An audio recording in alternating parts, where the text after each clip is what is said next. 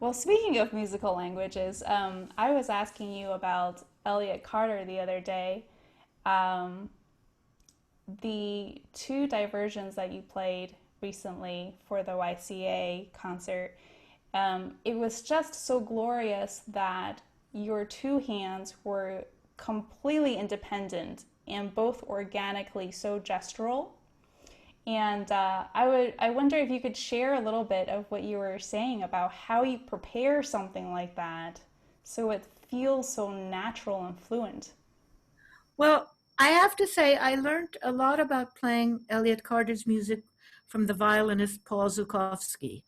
And we used to play Carter's duo a great deal.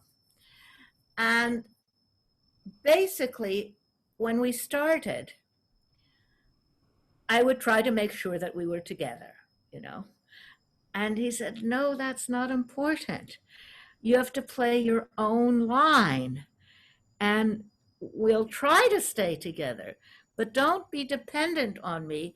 Give your line the meaning that it needs. And these weren't his words, but that's what he meant.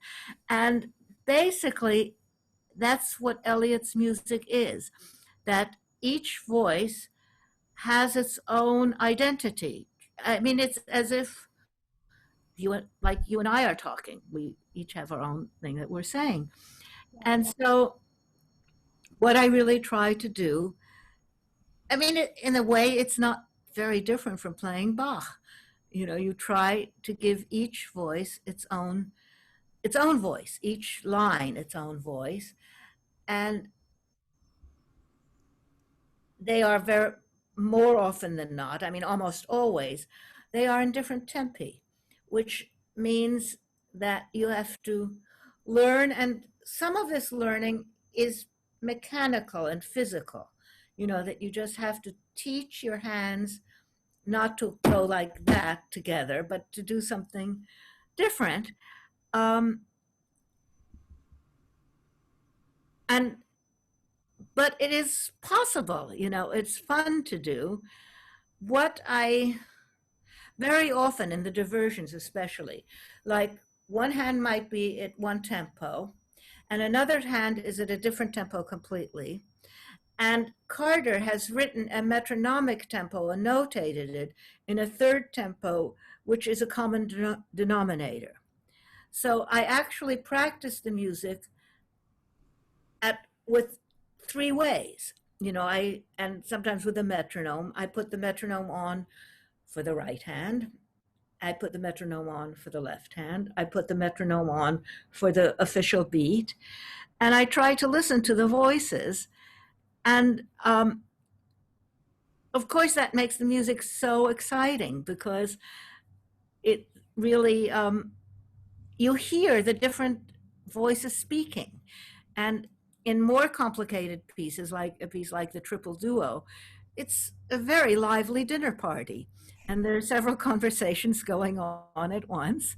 And sometimes they all listen to each other. But most of the time, they're duos talking this way and duos talking that way. And um, if you've, well, when as soon as the pandemic is over, we're going to have dinner parties again. And you'll hear Elliot's music because we'll be so excited at talking to one another. Yeah, well, you know what I'm really impressed by is not only do you stay true to each line, but you're also using the metronome to make sure that the notated tempo works for bringing the two of them together, and that's a lot of precision.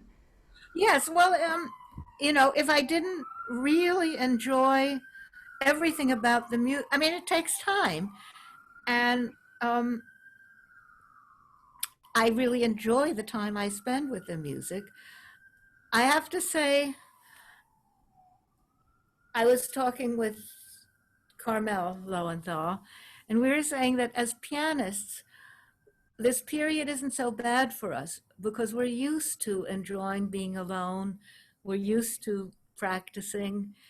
And some of it is we're doing what we've loved doing all along, you know, and certainly with Carter's, I mean, actually, Actually, as a pianist, I have to say, the more I spend with almost every piece, the more interesting it becomes to me. And probably that's true for you too. That, Yes, well, and it reflects on your good taste in choosing the right pieces, right? well, when that doesn't happen, I sort of You move on. move on. Yes. Yeah, I learned that from my seventh grade reading teacher. He said, you know, you haven't done any of your free reading for a month. I think maybe you should move on. And I was like, oh, I never thought that I should own my choices like that. Yeah. So Um, what was the book that inspired you after that? Do you remember? Hitchhiker's Galaxy, A Hitchhiker's Guide to the Galaxy by Doug Adams. Okay. It's a kind of a science fiction thing. It was perfect for me in seventh grade. Actually, I still think it's a wonderful book because it's so just out there. And it's kind of like improv. I took comedy improv for a little bit. Yeah. Because it was so life-giving and it was just freeing because we try so hard to match the vision that we have for a project or for a piece of music, right? And then we start getting really perfectionistic, having perfectionism kind of take over the creative process. And so whenever I went into improv mode, it was always like just survive the moment and do the most outrageous thing, and it just freed me up, and it just kind of like got Oh, rid of this narrow-minded like has to be perfect, has to be on time. that's wonderful. And now I'm going to throw in sort of one of the oddest things that was ever said to me Uh-huh. is one in around the late 70s. I was practicing the Easily Blackwood Piano Concerto at my parents' house late at night because they didn't have neighbors who complained. And it was sort of 11 or 11:30. And my mother came into the room and said, "That sounds like the improvisations we did in Webern's class." And I said, "This is when I learned she took a class with the, you took a class with Webern? Improvisation?" But I couldn't get more out of her. Because we think of Webern as the least improvisatory composer. Yeah. And I really couldn't get much more. I couldn't get, I mean, it just struck me because, we think of, I didn't know what to say. She said it so spontaneously that I'm sure it was true. I mean, I'm sure they did do improvisations in Webern's class, but we had no idea. And it's also interesting. I think that growing up, I had this idea that your piano lesson was the time where you learned everything you should really care about. And then there's the rest of life where you have to like figure out how to get through it. But then you think of people like Messiaen or Kurtag, people who like taught these, the listening classes. And that's where people found their inspiration and they impacted so many people in new ideas and in new ways of hearing. Yes, I don't know about these listening classes. Um, Well, I mean, so they were teaching they're teaching how to listen, like musicianship or like theory, music theory, oral skills, these kind of things that we tend to think of as secondary, like second tier. yeah, They were the most inspiring. I remember talking to Karchi from Takash Quartet. yeah, He took Kurtag's musicianship classes and was telling me how just inspirational he was as a teacher. fantastic. But then you look at the games and they're so playful and they're so humorous. And your dad has a sense of humor when he writes that puts the the humanness into the music. Yeah. Um, Well, it takes, it's funny because my dad was my dad. But now that I think of it, it takes so much confidence to be able to have fun as opposed to just taking it so seriously. yes, my goodness, that is such a great idea, revelation to me. I've been working this morning. I'm trying to do my own class of helping people to use tonal analysis as a way to express their playing, the tension and release and understand what's on the score. And I was trying to think about it from the point of view is who's going to register for this class and is it going to feel friendly enough? And I decided to add the word have fun. And I realized that was like so central for me because otherwise you can't really learn because you're closed off, Yeah, right? right. And when you have fun, it makes you more confident. So you have to be confident to have fun, but then when you have fun, it makes you more confident. Yes. Well, yes, absolutely. And um, going back to Carter's music, some of his lines are just fun. And one has to be able to sort of just go with them, let them fly, and don't worry about them. But And you're describing really virtuosic things with complex rhythms and the beauty of your playing is not that you can succeed in all that precision, but that you can bring it to life and make us have fun with you. well, I mean, all of music is really telling stories. And when you say, let's say one of the phrases, a deceptive cadence, it's really deceptive. You really expect one thing and get another. And, Uh-huh. you know, so you sort of want the whole thing to be telling, it's almost like leading people through a park I mean, of different adventures. And and that happens in music of the past, it happens in music of the present, and I'm sure there'll be other adventures coming up in 2030 of exciting music, and 2040. And um, but there is a sense of just exploring and being open to this kind of adventure that you don't expect because someone's telling you a story you haven't heard before. Yeah, or we haven't lived the next chapter of our stories. Right. We don't know what this year is going to bring. Um, but we, Well, yesterday I just had a feeling. This was before the news was talking about how far behind the vaccine is. I just had a feeling of how wonderful it'll be to be in a large group of people again. And for the first time since this started, I really had faith that we will have concerts with real audiences again, that people will love to be together, that this fear of being together will be over and it'll be replaced by the joy of being able to be with someone else and lots of other people. So that was just a moment, but it was for me a very happy moment because our field has to do with people getting together in crowds, and experiencing a performance together. And I just, for a moment at least, believed it was really going to come back in the most wonderful way.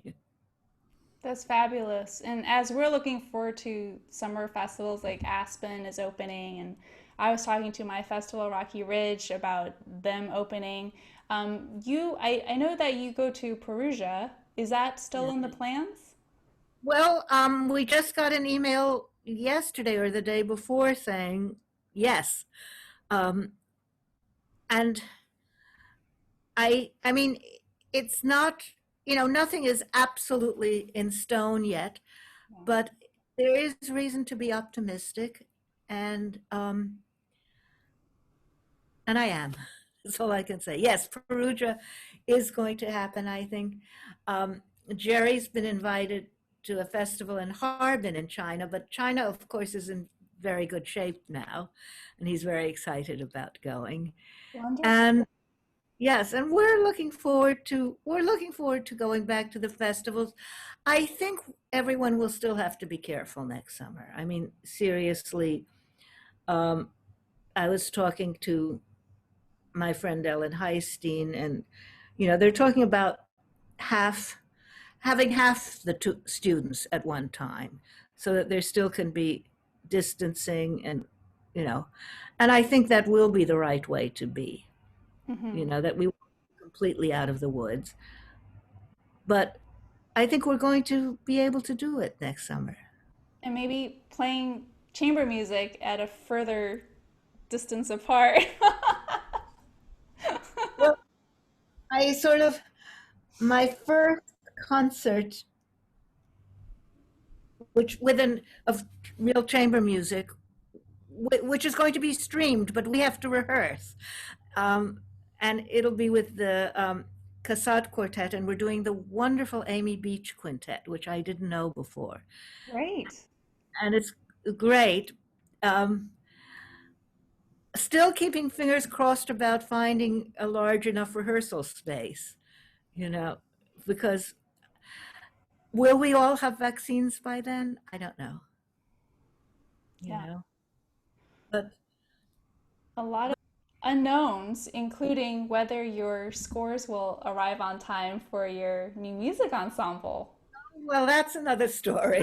It's fascinating that, something like John Cage can only be ordered outside of the US. That's so. Pieces, certain pieces. I mean, Oh, it's very odd. I mean, obviously there were some agreements made with the publishers. mhm. Quite odd. I've never really, well, um, on the other hand, there's a John Cage Trust about 3 miles from where I go in the country. So I might try invading their space and see. Well, I think it's just fabulous that you're thinking of bringing John Cage's winter music and Atlas Ellipticalis to your Brooklyn students, Yeah. and they can do Actually, it on Zoom. yeah, I mean, obviously we know everyone who's been in this period trying to do chamber music that there's a latency problem, that through the internet things are a little bit delayed. And these pieces of Cage uh, tell people, well, you're to follow the clock, but play independently. Don't listen to the person next to you. Play when you think it's correct. And so I think these pieces might just possibly work with our limitations of the moment. I love your idea. It's kind of like a Robert Altman film, right? They can all each do their own conversations and get recorded separately, and then they're in the room. But it's sort of interesting, and I what I hope to do also with the class is see. I usually encourage everyone to compose something, even if they're not officially and to take advantage of the limitations of what we're doing now. In other words, maybe one can have a duo that actually plays together, and other people who play near the right time but can't be exactly in the right time. And whether that inspires people to write something. I mean, I think to some extent we're going back some years, to the 60s and 70s and 80s when there were a lot of experiments in this way. And I think it'll be interesting to see what we can do. It's such a great analogy for our lives right now, too, to be taking advantage of of the limits, and not see them as completely horrific and traumatic, but also to find the hidden benefits within. We celebrate you and what you've been for the new music community, which transfers to all of the music community, and how you approach music in such a personal and immediate way. And also for what you've been to us as students. I remember going to your condo when I was at Tanglewood the second year, and just being so amazed that a teacher would take the time to invite us into your home. That just meant the world to me. Well, it's getting to know wonderful musicians who are somewhat younger than me has been my world and has meant the world to me. So it works in every way. You know, at the YCA lobby, when you first walk in, I don't know if you've been there recently because it's been closed for so long this year, but your photo is right on the table as you walk in, and I didn't know. the inscription is that you want to support the the next generation of young musicians. And I thought that is representation of how engaged you are with everyone around you. So, Life has been wonderful and it still is. And um, thank you.